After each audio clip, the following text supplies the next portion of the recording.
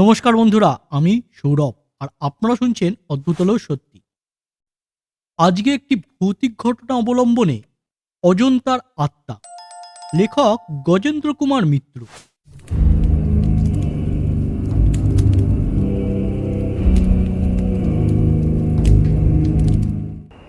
অর্ধচন্দ্রাকৃতি বললে ভুল বলা হয়। ঘোড়ার নালের মতো পাহাড়টি বেঁকে গেছে, আর তারই গায়ে সার সার 29টি গুহা, কোনোটা একটু ওপরে, কোনোটা নিচে। গুহাগুলোর সামনে দিয়ে যে সরকারি পথটি তৈরি করা হয়েছে, সেটিও কোথাও সিঁড়ি হয়ে নেমে গেছে, কোথাও বা উঠেছে। আর এই অশ্বক্ষুরাকৃতি পাহাড়ের মুখটি সম্পূর্ণ আড়াল করে দাঁড়িয়ে আছে আরেকটি পাহাড়। বেছে বেছে এই স্থানটি বৌদ্ধ ভিক্ষুরা বেছে নিয়েছিল, যাতে বাইরের কোথাও থেকে তাদের এই উপাসনার জায়গাটি নজরে না পড়ে। একেবারে দুটো পাহাড়ের মধ্যে ঢুকে না পড়লে কিংবা সামনের পাহাড়ের উপরে না উঠলে এর অস্তিত্বই টের পাবার উপায় নেই। আর হয়েছিলও তাই। মুসলমান আমলে একেবারেই জায়গাটা জঙ্গলে ঢেকে গিয়েছিল, ওর খবরও কেউ জানত না। মাত্র 70 বছর আগে এক সাহেব সামনের পাহাড়ে শিকার করতে এসে হরিণের পিছু পিছু একেবারে সবচেয়ে উঁচু শিখরটায় উঠে পড়ে এবং হঠাৎ দেখতে পান গভীর জঙ্গলে ঢাকা এই পাহাড়ের গায়ে সার সার গুহাগুলি প্রেতাবাসের মতো নিঃশব্দে দাঁড়িয়ে আছে। তারপর অবশ্য ভারত সরকার ওর হাতেই ভার দেন এগুলোকে পরিষ্কার করে রক্ষা করা এবং এ সম্বন্ধে তথ্য সংগ্রহ করা। ক্রমশ এর সংবাদও দেশ দেশান্তরে ছড়িয়ে পড়ল। কত শিল্পী চেষ্টা করলে এর ভেতরে দেওয়ালে আঁকা ছবিগুলিকে নতুন করে রূপ দিতে। কত শিল্পী এর থেকে প্রেরণা পেয়ে বিখ্যাত হলো। গভর্নমেন্টের বহু অর্থ এদের রক্ষা করতে ব্যয় হল, আজও হচ্ছে। বাস্তুকর্মীদের যত্নের ত্রুটি নেই এর বর্তমান অস্তিত্বটুকুকে ধ্বংসের হাত থেকে বাঁচাতে। জায়গাটি কিন্তু বেশ। হায়দ্রাবাদ অঞ্চলের উঁচু নিচু রুক্ষ জমি, মাঠের পর মাঠ পেরিয়ে আমাদের বাস ছুটে এলো। কোথাও কোথাও তার দুদিকেই দিগন্ত বিস্তৃত, লোকালয় বা চাষবাসের চিহ্ন পর্যন্ত নেই। গাছপালা বলতে শুধু মাঝে মধ্যে কাঁটা গাছ, সবটা জড়িয়ে কেমন একটা ছবির মতো দেখা।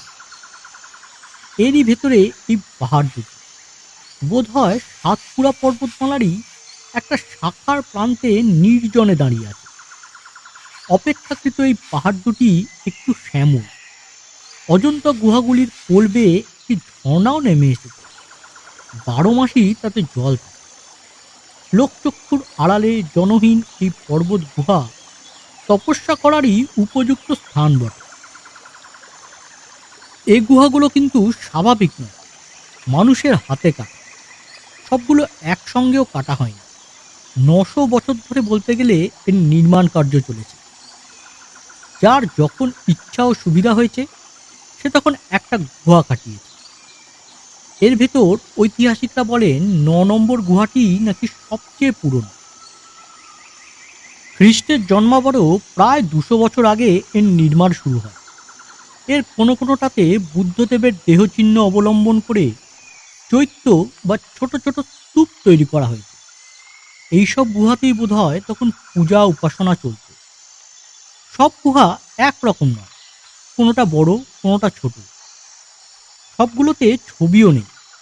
অবশ্য যত ছবি আঁকা হয়েছিল তার খুব কম অংশেরই আজ অস্তিত্ব আছে। তবু কতকগুলোতে যে মোটে আঁকবার চেষ্টা করাই হয়নি তা বেশ বোঝা যায়। এর ভেতর আবার কোনো কোনোটাতে কিছু খোদাইয়ের কাজ আছে, কোনোটা বা শুধু মসৃণ সাধারণ পাথরের দেওয়াল নিয়ে দাঁড়িয়ে আছে। এই শেষের শ্রেণীর গুহাগুলো বেশ বোঝা যায় যে অধিকাংশই তৈরি হয়েছিল শুধু প্রয়োজন, অর্থাৎ ভিক্ষুদের ও ছাত্রদের থাকবার কিংবা পড়বার স্থান দিতে। থাকবার ব্যারাক যেগুলো, সেগুলো ভারী মজা। ছোট ছোট নিচু পাথরেরই খোপ মতো ঘর, পাহাড় কেটে বার করা, গাঁথা নয়, তা বলাই বাহুল্য। তাতে সামনাসামনি দরজা, দুপাশে দুটো পাথরেরই শোবার বেদি। পাশে একটি করে কুলুঙ্গি কাটা, বোধহয় পুঁথি রাখবার জন্য। আর বেদির একদিকে একটা করে পাথরের বালিশ। বেদিটাই এমনভাবে খোদা হয়েছে যে সেখানে বালিশের মতো সামান্য উঁচু হয়ে আছে। কোনো বিলাস বা আরামের ব্যবস্থা ছিল না। ছাত্র ও ভিক্ষুদের সেই পাথরের শয্যাতে পাথরের ওপর মাথা দিয়েই শুতে হতো। মৃগচর্ম বা ব্যাঘ্র চর্ম পেতে শুতেন কিনা জানি না, তবে বালিশ যে জুটত না তাই পাথরের বালিশ দেখলেই বোঝা যায়। এইসব ঘরের একটা করে দৌড়ও ছিল, তার চিহ্ন আছে, তবে কপাট নেই। সকাল থেকে ঘুরে ঘুরে ক্লান্ত, তার উপর আমার সঙ্গীদের মতো ঠিক অত দ্রুত দেখতেও পারি না, সুতরাং আমি একটু পিছিয়েই পড়েছিলাম। তাছাড়া শুধু ছবি দেখার জন্য আমি আসিনি। ছবি গুহার চেয়ে এই বসবাসের গুহাগুলোতে আমার কম কৌতূহল নেই, অথচ এগুলো সাধারণ দর্শকরা এড়িয়েই যায়। আমি সেই নির্জন নিস্তব্ধ পাথরের বিরাট গুহার মধ্যেকার এই খুপড়ি কাটা ঘরে, কঠিন অনাড়ম্বর দেয়ালগুলোর মধ্যে বহু শত বৎসর আগেকার এই ঘরগুলির অধিবাসীদেরও পরিচয় পাবার চেষ্টা করি। এর কোথাও কোনো ইতিহাস লেখা নেই, তবু এরই ভেতর তারা বাস করেছে বছরের পর বছর, শতাব্দীর পর শতাব্দী। কত লোক, কত রকমের লোক। কেউ হয়তো ওইসব কুলুঙ্গিতে পুঁথি রাখত, কেউ রাখত পেরে আনা বন্য ফল, কিংবা বিহারের মহোৎসব থেকে বাঁচানো অথবা চুরি করে আনা পিষ্টক কি মিষ্টান্ন। কেউ বা তাদের মধ্যে ছিল আমুদে, কেউ বা বদমেজাজি, কেউ ভুগত আমাশায়, কেউ বা হাঁপানির রোগে। কোনো ছাত্রকে হয়তো পড়া শেষ করার আগেই মলিন মুখে বিদায় নিতে হয়েছে। কেউ বা দুহাত ধরে আচার্য ও স্থবিরদের আশীর্বাদ ও প্রশংসা নিয়ে উজ্জ্বল মুখে বাড়ি ফিরে গেছে। কোনো ভিক্ষু সাধনায় সিদ্ধিলাভ করেছেন, সন্ন্যাসী হয়েছে, মহাস্থবির হয়েছে। কাউকে হয়তো কোনো অপরাধে তাড়িয়ে দেওয়া হয়েছে। এমনি কত এলোমেলো কথা মনে হয় আমার এই পাথরের ঘরগুলিতে ঘুরতে ঘুরতে। কেমন লোক ছিল তারা, কে জানে? কি ভাষায় কথা কইত, কি খেত? কোনো ইতিহাসে কোথাও লেখা নেই আজ সত্য কথা। কিন্তু এই পাষাণ প্রাচীর, এই শয়নের বেদিগুলো যদি কথা কইতে পারত, তাহলে কত গল্পই শুনতে পেতাম, কত বিচিত্র বিবরণ নানা বর্ণের বিচিত্র মানুষের। ঘুরতে ঘুরতে পরিশ্রান্ত হয়ে একটা খুপড়িতে বসে ওইসব কথাই ভাবছিলাম। হঠাৎ মনে হলো, এই বিছানায় কতদিন কত লোকে শুয়েছে, আমিও শুয়ে যাই। দেখা যাক পাথরের বালিশে মাথা দিয়ে শুতে কেমন লাগে।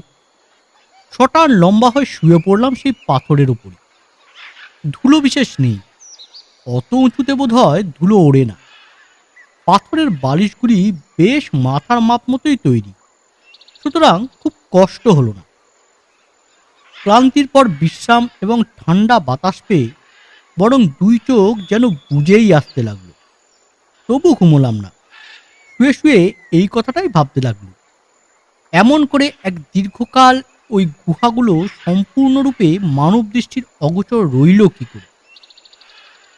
ভাবতে ভাবতে বোধহয় একটু তন্দ্রাও এসেছিল। হঠাৎ যেন তার একটা নিঃশ্বাসের শব্দে ঘুম ভেঙে গেল। চমকে চেয়ে দেখি আমার বেদিটার ঠিক পাশের বেদিতে মাত্র হাতখানেক দূরে এক ন্যাড়া মাথা, হলদে কাপড় পরা বৌদ্ধ ভিক্ষু কখন এসে বসেছে। আশ্চর্য, আমি কি এতই ঘুমিয়ে পড়েছিলুম? ভিক্ষু একটু হেসে পরিষ্কার বাংলায় বললেন, আমার পায়ের আওয়াজ পাওয়া সম্ভব নয়, তাই শুনতে পাননি। আরো অবাক হয়ে গেল। কালো রং, ঠোঁট পুরু, এদেশের অধিবাসীদের সঙ্গে চেহারার মিল বেশি। আমি তো দক্ষিণী বলেই মনে করেছিলাম। প্রশ্ন করলাম, আপনি কি বাঙালি? না, আমি তামিলি, কিন্তু আমি এখন যেখানে থাকি সেখানে সব ভাষাই আপনা আপনি আয়ত্ত হয়। সে আবার কোন দেশ? মনে মনে ভাবি। ভিক্ষুই উত্তর দেয়, যে দেশে জাতি বিচার নেই, ধর্ম নেই, দেশের কোনো গণ্ডি টান নেই, অর্থাৎ আমি এখন পরলোকে আছি। ভয়ে গাটা শিরশির করে ওঠে। কোনো ক্রমে প্রশ্ন করে, তবে কি আপনি ভূত? ছি, ভূত বলে কিছু নেই। আমি হচ্ছি এখানকার শেষ সংঘাচার্য বা মহাধক, ভিক্ষু জ্ঞানশ্রীর আত্মা। আমি এখানকার শেষ অধিবাসী। আপনি যা ভাবছিলেন তার উত্তর দেব বলেই আপনাকে দেখা দিলাম। নইলে আমি দৃষ্টি ও স্পর্শের অতীত। আমার সত্যি সত্যি কোনো রূপ বা অস্তিত্ব নেই। সমস্ত দেহটা যেন কি একটা ভয় ঠান্ডা হয়ে আছে, তবু পালাতে পারি না। এত কাছে ভিক্ষু বসে রয়েছে, পাবো কি করে? ভিক্ষু বললেন, সমস্ত ইতিহাসই একে একে ধরা পড়বে। যা আজও পড়েনি তাও একদিন হয়তো পড়বে। কিন্তু আমার কথা জানাবার আর কোনো উপায় নেই যে। তার না আছে কোনো সাক্ষী, আর না আছে কোনো প্রমাণ। সেই জন্যই আজ আপনার শরণাপন্ন হচ্ছি। আমার এই কথাগুলো আপনি লিপিবদ্ধ করে রেখে যাবেন। পৃথিবীকে জানিয়ে দেবেন আমার আচার্য ও গুরুদেব যে কঠিন দায়িত্ব আমার উপর চাপিয়ে রেখে গিয়েছিলেন, আমি প্রাণপণে তা বহন করেছি। অমানসিক সে কাজ, তবু করেছি। এতক্ষণে যেন জিভে একটু জল ফিরে এসেছে। তবু ভয় ভয় প্রশ্ন করি, কি সে কাজ? বলছি, তাই বলতেই এসেছি। এত যে অসাধ্য সাধন করলাম, তার কোনো ইতিহাস কোথাও থাকবে না। এ কেমন করে সইব? একটু বিদ্রুপ করে বললাম, আপনাদেরও তাহলে বিজ্ঞাপনের লোভ আছে? তিনি ভ্রু কুঁচকে জবাব দিলেন, এটা বিজ্ঞাপনের নয়, আত্মপ্রচারও নয়, ইতিহাস। ভারতের এত বড় একটা অধ্যায় অসম্পূর্ণ থেকে যাবে আমি না বললে। এই কথাগুলো মন দিয়ে শুনুন। তিনি একটু চুপ করে থেকে বললেন, আমি যখন প্রথম শিক্ষার্থী হয়ে এখানে আসি, তখন এই ঘরে ওই শিলাসনে আপনি শুয়ে আছেন। ওই শিলাসনেই আমার স্নান হয়েছিল। এটি তাই আমার বড় প্রিয়। মধ্যে মধ্যে নির্জন গুহাগুলোয় ঘুরতে ঘুরতে তাই এখানে এসে বসি। সে আজ প্রায় 1000 বছর আগেকার কথা। বৌদ্ধ ধর্মের আর কোনো প্রভাবই নেই কোথাও। ভারতবর্ষ থেকে তো লোপ পেতে বসেছে। এত বড় বিহারে তখন গুটি 5-7 মাত্র শিক্ষার্থী ও ভিক্ষু এসে ঠেকেছে। আমি এখনকার শেষ শিক্ষার্থী। কেউ আসতো না, আর কেউ আসেও নি। বরং আমি আসতেই বৃদ্ধ স্থবিররা বিস্মিত হয়েছিল। আগে আগে রাজারা ছিলেন বৌদ্ধ কিংবা বৌদ্ধদের অনুগত, সুতরাং পয়সার অভাব ছিল না। কিন্তু আমার আমলে কোনো রাজকীয় সাহায্যই আর বৌদ্ধ বিহাররা পেত না। বিক্রমশিলা, নালন্দা তখন লোপ পেয়েছে। সারনাথ মাটির তলায় অর্ধেক ঢাকা পড়ে গেছে। আমাদের এখানেও শোচনীয় অবস্থা। পুরাতন সঞ্চয় যা সামান্য ছিল মঠের কোষাগারে, তা থেকে কোনো মতে 5-7টি লোকে চলত। শীতকালে তবু দূরবর্তী গ্রামে ভিক্ষায় যেতাম। তাও তারা বিশেষ ভিক্ষা দিতে চাইত না। হলদে কাপড় দেখলেই বিরক্ত হতো। বর্ষাকালটা সম্পূর্ণভাবে বন্য ফল ও কন্দ খেয়ে কাটাতে হতো। এইভাবে আরো কিছুদিন কাটল। অপর যারা শিক্ষার্থী তারাও চলে গেল, কেউ বা এ পথ ছেড়েই দিল। 2-1 সন্ন্যাসী যারা ছিলেন তারাও দেহ রাখলেন। এত বড় বিশাল বিহার, যা একদা লোকের ভিড়ে সর্বদা উত্তপ্ত থাকত, সেখানে এসে ঠেকলাম শুধু সংঘাচার্য শিলভদ্র ও আমি। আমি প্রথমে বৌদ্ধ ধর্মশাস্ত্র শিখতে এসেছিলাম সত্য কথা। আত্মীয় বান্ধবরা অনেক নিষেধ করেছিলেন, বোঝাতে চেষ্টা করেছিলেন যে এদেশ থেকে যে ধর্ম এবং শাস্ত্র লোপ পেয়ে যাচ্ছে তার অনুশীলনের প্রয়োজন নেই, কিন্তু কারো কথাই তখন শুনিনি। তবে এখানে কিছুদিন থাকবার পর সে আগ্রহ আমার তত ছিল না। শুধু আচার্য শিলভদ্রের মায়া কাটিয়ে আর বিদায় নিতে পারিনি। অসহায় বৃদ্ধ আচার্য একাই বিশাল মৃত্যুপুরীর মধ্যে কি করে থাকবেন আমি চলে গেলে? অথচ ওর নিষ্ঠা অসাধারণ। যদি কেউ না থাকে তবু তিনি এই বিহার ছেড়ে আর কোথাও যাবেন না। একটিমাত্র বিশ্বাসের শিখা অনির্বাণ জ্বালিয়ে রেখেছিলেন তিনি। কোনো দুর্দিনের ঝড়েই সে প্রদীপ নেবা সম্ভব নয়, সুতরাং আমিও থেকে গেলাম। আমি আহার্যের সংস্থান করি, সকালে ফুল ও সন্ধ্যায় প্রদীপ সাজিয়ে দিই চৈত্য পদমূলে, আর রাত্রে গুরুর পদসেবা করতে করতে অন্ধকারে বসে তার উপদেশ ও শাস্ত্রের ব্যাখ্যা শুনি। বেশি আলো জ্বালবার মতো তেল ছিল না। ভাগ্যিসের অনেকগুলো গুহায় তখন অব্যবহার্য হয়ে জঙ্গলে ঢেকে গিয়েছিল, নইলে ভয় টিকতে পারতুম না নিশ্চয়ই।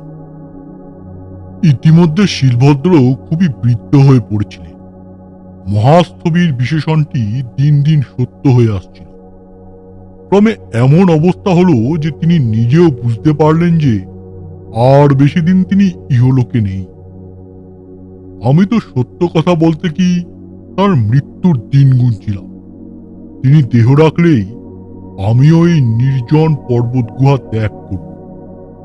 আমার সাধনা তখনও এমন স্তরে পৌঁছায়নি যাতে এই নির্জন পাহাড়ে একা বসে তপস্যা করি।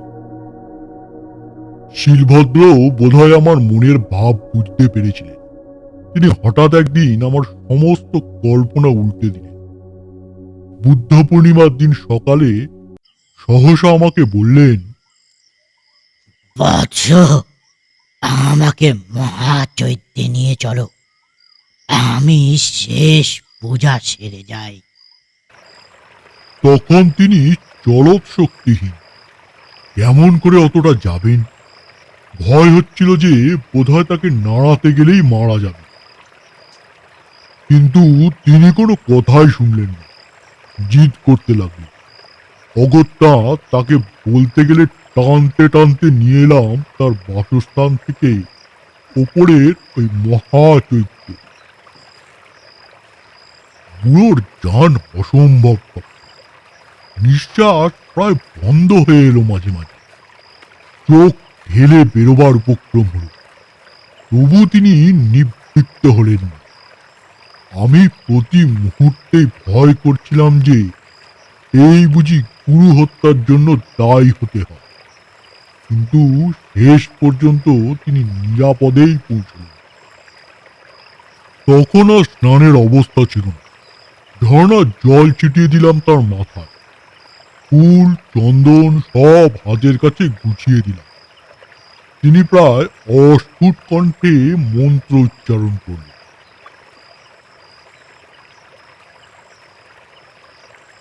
তার কম্পিত শিথিল হাত ফুল ধরতে পারেন। আমি তার হাতে ফুল দিয়ে হাত এগিয়ে দিলাম বেদির দিকে। এইভাবে পূজা শেষ করে সহসা তিনি বললেন, বৎস, শোনো, আমার একটি শেষ কর্তব্য বাকি আছে, সেটি পালন করব এবার। আদেশ করুন। বললাম, সবই নয়। তিনি নিঙ্গিতে আমার মাথা তার হাতের কাছে নিয়ে যেতে বললেন। আমি মাথা নোয়ালাম। তিনি তার তুষার শীতল ডান হাতটি কোনো মতে আমার মাথায় রেখে বললেন, আমি শিলভদ্র, এই বিহারের শেষ সংঘাচার্য ও মহাস্থবি, তোমাকে আমার উত্তরাধিকারী ও ভাবি সংঘাচার্য নিয়োগ করলাম। আজ থেকে এই বিহার ও চৈত্যের ভার তোমার। যদি কখনো কোনো শিক্ষা কার্তিকী ভিক্ষু আসে, তুমি গুরুর কর্তব্য পালন করবে। এই চৈত্য ও প্রভু অমিতাভের এই পূজার স্থানকে রক্ষা করবে প্রাণপণে। এই তোমার প্রতি আমার শেষ আদেশ। আমি যেন হাঁপিয়ে উঠে প্রায় চিৎকার করে বললাম, এই কি করলেন গুরুদেব? এর সঙ্গে আর লোক কোথায়? আমি কার ওপর গুরুত্ব করব? তাছাড়া আমার ভিক্ষুব্রত গ্রহণের অবসর দিলেন না যে, আমি কি করে এ পদ গ্রহণ করব? সে আমি বুঝব বৎস। আমি যখন মনোনয়নের একমাত্র অধিকারী বর্তমানে, তখন সে দায়িত্ব আমার। তুমি এই চৈত্য স্পর্শ করে শপথ করো যে এই দায়িত্ব তুমি বহন করবে প্রাণপণে। বলো, বলো, আমার আর সময় নেই। অগত্যা তাই বলতে হলো। আর সময় ছিল না সত্যি, কারণ প্রায় সঙ্গে সঙ্গেই গুরুদেব শেষ নিঃশ্বাস ত্যাগ করলেন। আমি ভেবে দেখবারও অবসর পেলাম না, না বলতেই বড্ড মায়া হলো। কিন্তু কোনো মতে গুরুদেবকে সমাধিস্থ করে যখন একটু বিশ্রামের অবসর পেলাম, তখন আমার শপথের পূর্ণ গুরুত্বটা বুঝতে পারলাম। স্বার্থপর গুরুদেব এ কি করে রেখে গেলেন আমাকে? জীবন মৃত হয়ে রইলাম। এই বিশাল দুটি পাহাড়ের বাইরে জগৎ ও সংসার যেখানে একেবারে আবরিত করে রেখেছে, সেইখানে লোকচক্ষুর সম্পূর্ণ অন্তরালে এই বিশাল শূন্য গুহাগুলির মধ্যে একা একা প্রেতের মতো ঘুরে বেড়াতে হবে আমাকে দিনের পর দিন। হয়তোবা বাইরের জগৎ এর অস্তিত্বই ভুলে গেছে। তারা কোনোদিন হয়তো কল্পনাও করবে না এর ভেতর কোনো মানুষ আছে। যতই কথাটা ভাবতে লাগলাম, ততই যেন দম বন্ধ হয়ে এলো। চিৎকার করে কেঁদেও উঠলাম একবার, কিন্তু সে কান্নার শব্দ চারিদিকে শূন্যতায় প্রতিধ্বনিত হয়ে ফিরে এসে আমাকে স্তব্ধ করে দিলে।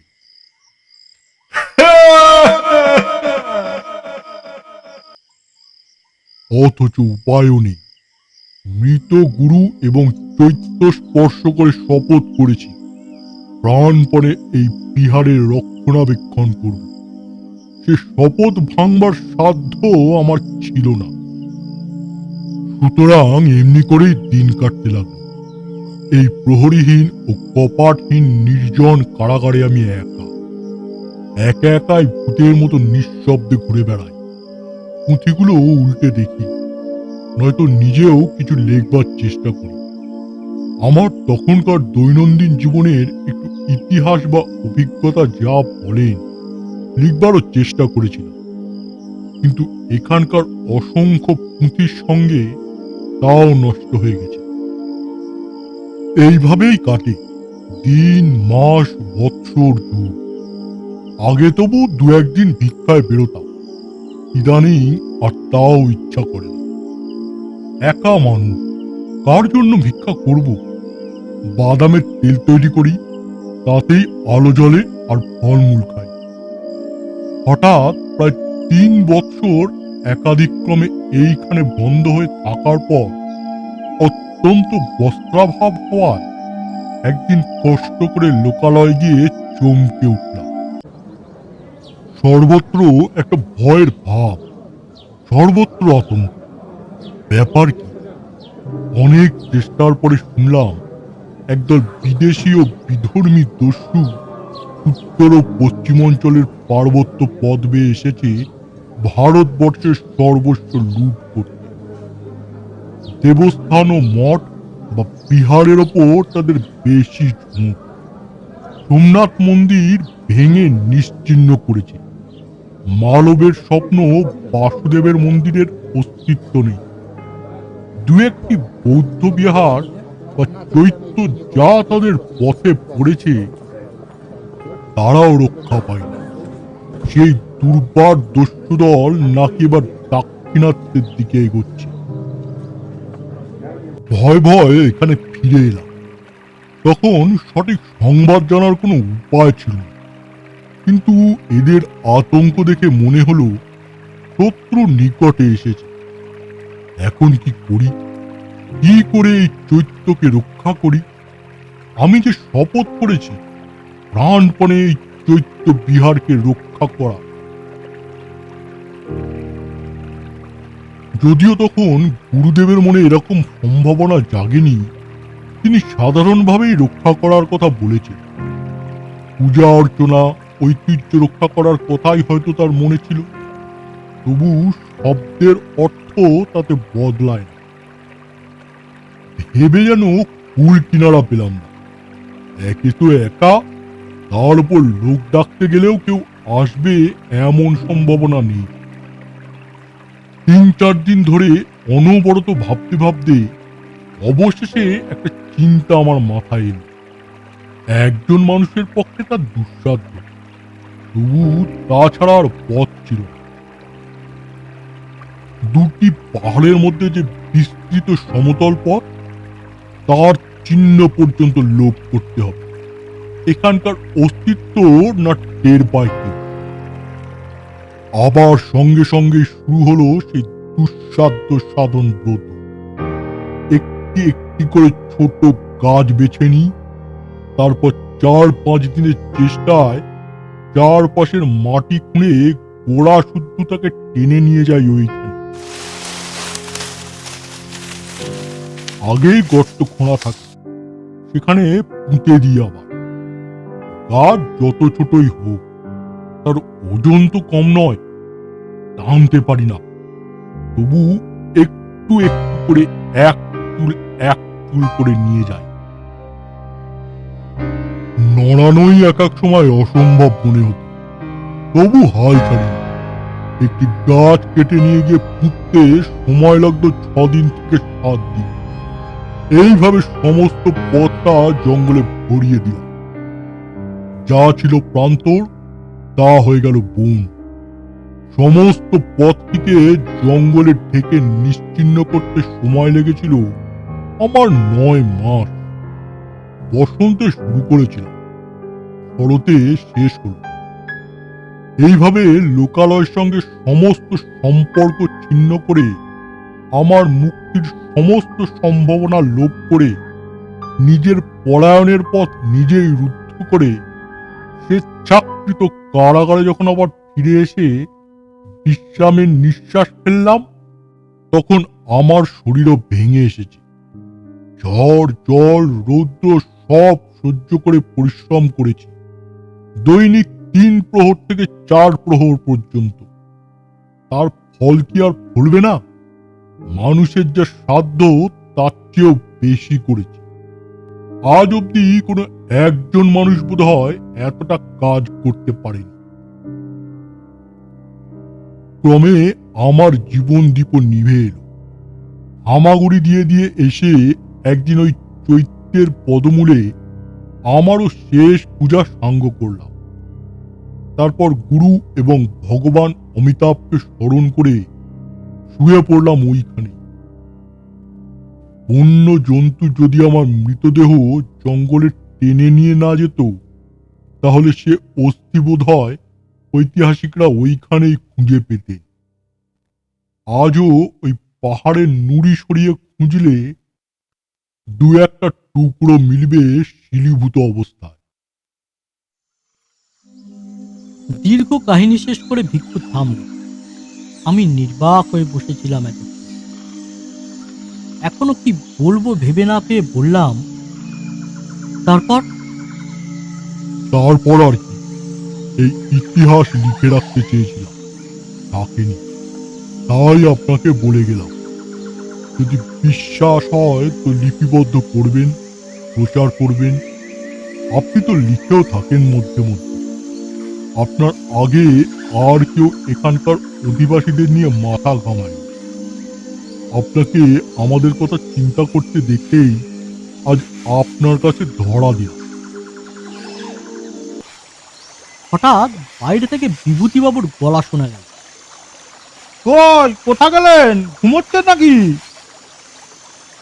ধর্মর করে উঠে বসি। ভিক্ষু কোথায়? কারো চিহ্নও নেই। পাশের বেদি শূন্য। হয়তো স্বপ্নই দেখেছি এতক্ষণ। তাড়াতাড়ি বাইরে এসে দাঁড়ান। কেমন লাগলো বন্ধুরা আজকের গল্পটি? ভালো লাগলে একটি লাইক করুন আর শেয়ার করুন সকলের সাথে। আর হ্যাঁ, চ্যানেলটি সাবস্ক্রাইব করতে ভুলবেন না যেন, কারণ এই রকম গল্প নিয়ে আমি হাজির থাকছি এই চ্যানেলে। তাহলে বেল আইকনটিও টিপে দিন, তাহলে আপনাদের কাছে নোটিফিকেশন পৌঁছে যাবে। তাহলে আজকের মতো